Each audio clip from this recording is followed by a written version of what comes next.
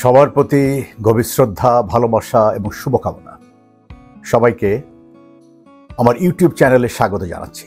আশা করি যে যেখানে আছেন ভালো আছেন, সুস্থ আছেন, নিরাপদে আছেন। একজন প্রকৃত বন্ধুর প্রতি বন্ধুর যে টান, তা কোনো বিনিময় পাওয়ার আশায় কিন্তু গড়ে ওঠে না। সে টান তৈরি হয় ভালো লাগা আর ভালোবাসা থেকে। সে টানের শক্তি কোনো মাপনী যন্ত্র দিয়ে পরিমাপ করা যায় না। যুদ্ধক্ষেত্রে দুই সৈনিক বন্ধুর মধ্যে বন্ধুত্বের সে অপ্রতিরোধ্য টান বর্ণনা করার জন্য গুগল থেকে সংগ্রহকৃত একটি গল্প সংকলন করে আপনাদেরকে শোনাবো। আজকে রূপক গল্পটির মাধ্যমে আমি প্রকৃত বন্ধু বা ট্রু ফ্রেন্ড বিষয়টি কি তা তুলে ধরার চেষ্টা করব। আলোচনায় সবাইকে স্বাগত জানাচ্ছি। আমি আমার মোরাল স্টোরি প্লেলিস্টে এ ধরনের জীবন ঘনিষ্ঠ বিষয়ে ছোট ছোট গল্প সংকলন করে শুনিয়ে থাকি। সেগুলো দেখতে দয়া করে স্ক্রিনে দেখানো লিঙ্কে ক্লিক করবেন। প্রথম বিশ্বযুদ্ধ শুরু হয়েছে, চারদিকে কেবল যুদ্ধের উন্মাদনা, দামামা। যুদ্ধ একটা বিশাল দানব, আর দানবীয় লক্ষ্য অর্জনে মানুষ যুদ্ধে উন্মাদ হয়ে যায়, যা আমি মনে করি সর্বতোভাবে বর্জনীয়।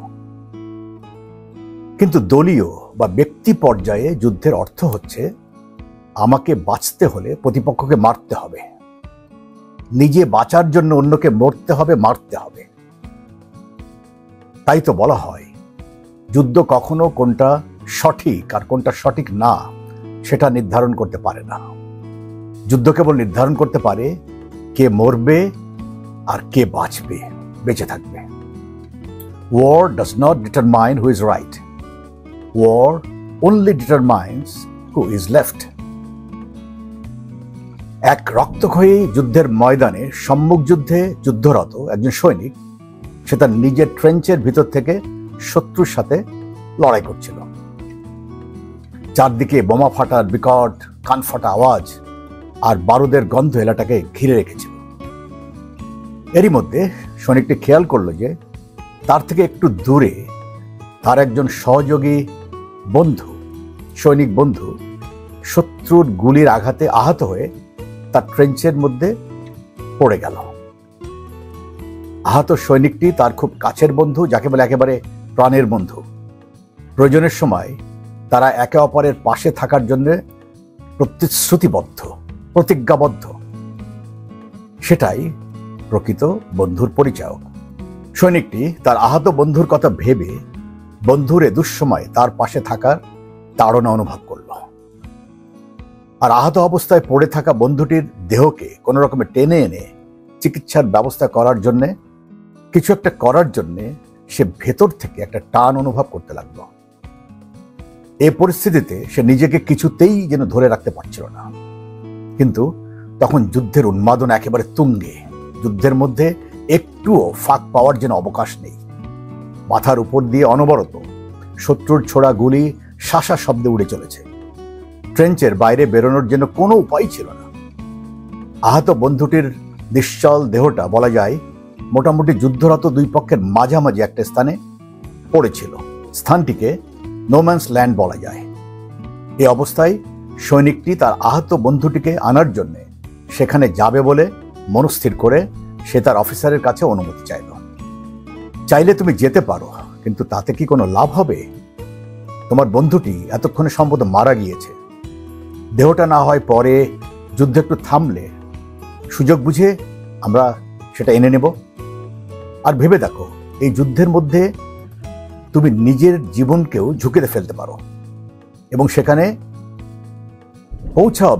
পৌঁছানোর পথেই তুমি শত্রুর গুলিতে নিজেও মারা যেতে পারো। অফিসারের উপদেশ আর সতর্কবাণী কোনোটাই সৈনিকের উপর কোনো প্রভাব ফেলল বলে মনে হলো না। সে তার ট্রেঞ্চ থেকে বেরিয়ে ক্রলিং করে করে তার আহত বন্ধুর কাছে যাওয়ার জন্য বেরিয়ে পড়ল। সৈনিকটি তার জীবন বাজি রেখে যাত্রা শুরু করলো, আর বলা যায় অনেকটা অলৌকিকভাবে ক্রল করে করে তার বন্ধুটির নিশ্চল দেহের কাছে পৌঁছে গেল। রক্তাক্ত হয়ে পড়ে থাকা বন্ধুর দেহটি সে তার কাঁধে উঠিয়ে আবার একইভাবে মাথার উপর দিয়ে উড়ান্ত শত্রুর তাজা গুলিকে উপেক্ষা করে করে ক্রল করে সে দেহটা তাদের কোম্পানি ট্রেঞ্চে নিয়ে আসলো। বন্ধুর অসাড় দেহটি কাঁধ থেকে নামিয়ে ট্রেঞ্চের মেঝেতে রাখলো। সৈনিকটিও তার বন্ধুর শরীর থেকে ঝরা রক্তে ছোপ ছোপ ভিজে যাওয়া ইউনিফর্ম পরিহিত অবস্থায় তার ক্লান্ত অবসন্ন দেহটা নিয়ে ট্রেঞ্চের মেঝেতে বন্ধুর পাশে ধপ করে চিত হয়ে শুয়ে পড়ল।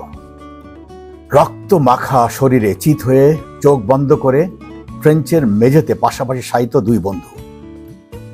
একজনের শ্বাস চলছে না, আর তার নিস্তেজ দেহের মুখের উপরে কোনো ভাবও পরিস্ফুটিত হচ্ছে না, আর অন্যজনের বুকটা শ্বাস প্রশ্বাসে স্ফীত হচ্ছে থেকে থেকে, আর তার মুখাবয়বে একটা প্রশান্তির ভাব প্রতিভাত হয়ে আছে।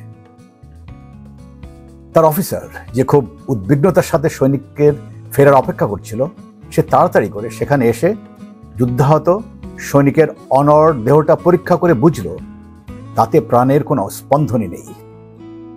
অফিসার খুব আফসোসে ভরা দৃষ্টিতে ওই সৈনিকের বন্ধুর মৃতদেহের পাশে চিত হয়ে শায়িত সৈনিকের দিকে তাকালো। আমি তোমাকে আগেই বলেছিলাম, এরকম ভাবে জীবনের ঝুঁকি নিয়ে যাওয়াটা আসলে কোনো কাজে লাগবে না, অনর্থ হবে। সৈনিককে সহানুভূতি দেখানোর জন্য অফিসার দুঃখ ভরা কণ্ঠে কথাটা বলল। অফিসারের কথাটা শুনে সৈনিকটি চোখ মেলে তাকিয়ে উঠে বসল। না স্যার, বন্ধুর জন্য আমার এই ঝুঁকি নেওয়াটা খুবই দরকারি ছিল, আর এটা কোনোভাবেই অনর্থ বা বিফল ছিল না। সত্যি বলতে, এর আগে আমি জীবনে কখনো কোনো কাজে এত বেশি সফলতা পাইনি। কথা বলতে বলতে সৈনিকটির চোখ দুটো অশ্রুতে ভিজে যেতে লাগলো, কিন্তু তার মুখমণ্ডল অদ্ভুত একটা আত্মতৃপ্তির হাসিতে উদ্ভাসিত হয়ে উঠল। তা দেখে অফিসারটি আশ্চর্য হয়ে বলল, কি বলছো তুমি? তোমার বন্ধু তো মৃত, আর মনে হয় সে বেশ আগেই মারা গিয়েছে। তার মরদেহটা আনতে গিয়ে তুমিও মারা যেতে পারতে। আপনি ঠিক বলেছেন স্যার, কিন্তু আমার বন্ধুর জন্য এই ঝুঁকিটুকু না নিলে আমি নিজেকে কখনোই ক্ষমা করতে পারতাম না। শত্রুর গুলির আঘাতে রক্তক্ষরণ হয়ে সদ্য মৃত বন্ধুর শরীর থেকে ঝরে পড়া রক্তে স্নাত ইউনিফর্মে ক্লান্ত দেহে বসে থাকা সৈনিকটির দিকে অফিসারটি ফ্যালফ্যাল করে তাকিয়ে রইল। সৈনিকটির মুখ তুলে তাকালো। তার দুগাল বয়ে অশ্রু ঝরে পড়ছে, কিন্তু মুখটা হাসিতে ভরা। তার মুখমণ্ডল থেকে যেন এক অদ্ভুত স্বর্গীয় তৃপ্তির জ্যোতি স্ফুরণ হচ্ছে। সৈনিকটি তখন তার পাশে শায়িত বন্ধুর নিথর দেহের দিকে তাকালো, যেন পাশে শায়িত যুদ্ধ ক্লান্ত ঘুমান্ত বন্ধুর দিকে সে তাকিয়ে দেখছে। সে মৃত বন্ধুর চুলের ভিতরে তার হাতের আঙ্গুলি চালনা করে একটু আদর করল। এসব দেখে আর সৈনিকটির কথা শুনে অফিসারের ভয় হলো যে সৈনিকটি শোকে কাতর হয়ে বোধহয় প্রলাপ বকতে শুরু করেছে। অফিসার তাকে সান্ত্বনা দেওয়ার জন্য বলল, আমি পরীক্ষা করেছি, তোমার বন্ধু মারা গিয়েছে এবং মনে হয় বেশ আগেই মারা গিয়েছে। তুমি নিজের জীবনের ঝুঁকি নিয়ে তার মৃতদেহটা এখানে এনেছ। এতক্ষণে সৈনিকটি উঠে দাঁড়িয়ে অফিসারের চোখে তাকালো। আপনি বলছেন মৃত বন্ধুর মরদেহ আনার জন্য আমার জীবনের ঝুঁকি নেওয়া যুক্তিযুক্ত ছিল না, কিন্তু আমি বলছি স্যার, সেই ঝুঁকিটা নেওয়া শতভাগ যুক্তিযুক্ত ছিল। সৈনিকটিকে শান্ত করার জন্য অফিসার আদর করে বলল, ঠিক আছে, তবে আমি বলতে চাচ্ছি মরদেহটা পরেও আনা যেত, তখন যুদ্ধ একটু স্তিমিত হয়ে আসতো। আমি সেটাই তোমাকে বোঝাতে চাচ্ছি। তেমনি ভাবে আনন্দ অশ্রুসিক্ত মুখে সৈনিকটি জবাব দিল, স্যার, আমার সবচেয়ে প্রিয় বন্ধুটির বিপদের সময় এই ঝুঁকিটুকু না নিলে আমি নিজেকে কোনো দিন ক্ষমা করতে পারতাম না। তখন অফিসার বলল, তুমি শান্ত হও, তোমার কথা আমি বুঝেছি, আমি মেনে নিচ্ছি। তখন সৈনিকটি উত্তর দিল, স্যার, আপনাকে কি করে বোঝাবো যে এত শান্ত আমি আগে কখনো ছিলাম না, আর আমার মন কখনো এত শান্তিতে ভরপুর ছিল না, সেটা আমি জানি। প্রিয় বন্ধু হারানোর ব্যথায় সৈনিকটি কিছুটা ভুল বকছে বলে অফিসারের মনে ধারণা হলো। তখন অফিসারটি বলল, আমি মেডিকেল অ্যাসিস্ট্যান্টকে খবর দিচ্ছি মৃতদেহের একটা ব্যবস্থা করতে। প্রসঙ্গটি পাল্টানোর জন্য তিনি বললেন। তখন সৈনিকটি তেমনই শান্ত সৌম্য কণ্ঠে বলল, স্যার, আমি যখন বন্ধুর কাছে পৌঁছে ওর নিশ্চল দেহটা কাঁধে তুলে নিচ্ছিলাম, তখন আমার বন্ধু খুব ক্ষীণ কণ্ঠে বলল, বন্ধু, আমি জানতাম তুই আসবি। তখন আমি ওকে তাড়াতাড়ি কাঁধ থেকে নামালাম। ভাবলাম, বিশ্বাসের কি দৃঢ়তা! সবচেয়ে বড় বিপদের সময় তার বন্ধু পাশে থাকবে। ওর মুখটার দিকে তাকিয়ে দেখলাম কি প্রশান্ত আর তৃপ্তির হাসি ভরা সে মুখ। কিসের জন্য বলতে পারবো না স্যার, কারণ তারপর আর একটি কথাও আর বলতে পারিনি। স্যার, আপনি বলুন, আমার এই ঝুঁকি নেওয়াটা কি ফলপ্রসূ ছিল না? আমি কোনো মৃত দেহ আনতে যাইনি স্যার, আমি বন্ধুর প্রয়োজনে তার পাশে থাকার জন্য গিয়েছি। অফিসার বাকরুদ্ধ হয়ে তেমনি দাঁড়িয়ে রইল। মাথার উপর দিয়ে তখনও অবিরাম উড়ান্ত গুলির শাসার শব্দ একটুও থামেনি। দুপক্ষের মধ্যে এই রক্তক্ষয়ী যুদ্ধের উন্মাদনাতে একটুও তখন ভাটা পড়েনি। দুপক্ষের আরো কত শত প্রাণ ঝরছে তার খোঁজ এরা কেউই রাখে না।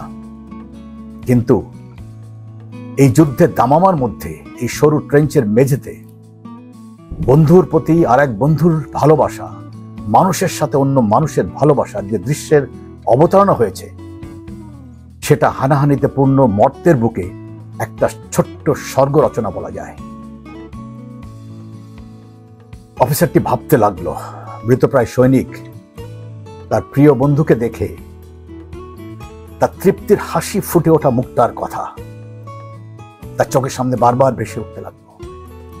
অফিসারটি ভাবলো, সেটা কি একজন অকুতভয় সৈনিকের যুদ্ধে প্রাণ দেওয়ার অহংকার, না তার বন্ধুর কাছ থেকে আশা পূরণের তৃপ্তি? সবার জীবনেই এমন সময় আসে যখন কঠিন কোনো কিছু করা বা ঝুঁকি নেওয়ার দরকার কিনা সেটা সত্যই নির্ভর করে আপনি কি ভেবে সেই কাজটা করতে ঝুঁকি নিচ্ছেন। কিন্তু কেউ যদি তার হৃদয়ের ভালোবাসার তাড়নায়, অর্থাৎ হৃদয়ের কথা শুনে সে তার সমস্ত শক্তি প্রয়োগ করে কোনো কিছু করে বা ঝুঁকি নেয়, এবং তা যে কোনো ফল বয়ে আনুক না কেন, তার জন্য সে পরবর্তীতে কখনোই আফসোস করে না। আপনাদের সবার জীবনে আপনারা প্রকৃত একজন বন্ধুর সান্নিধ্য পান, সে কামনা করি। সেই প্রকৃত বন্ধু যে আপনার দিক থেকে যখন সবাই মুখ ফিরিয়ে নেবে, তখন সে আপনার পাশে থাকবে। যুদ্ধ বা হানাহানি এগুলো কখনো কোনটা সঠিক আর কোনটা বেঠিক সেটা নির্ধারণ করতে পারে না বা করে না।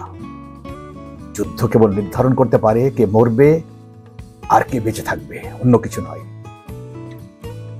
সাথে থাকার জন্য ধন্যবাদ ও কৃতজ্ঞতা।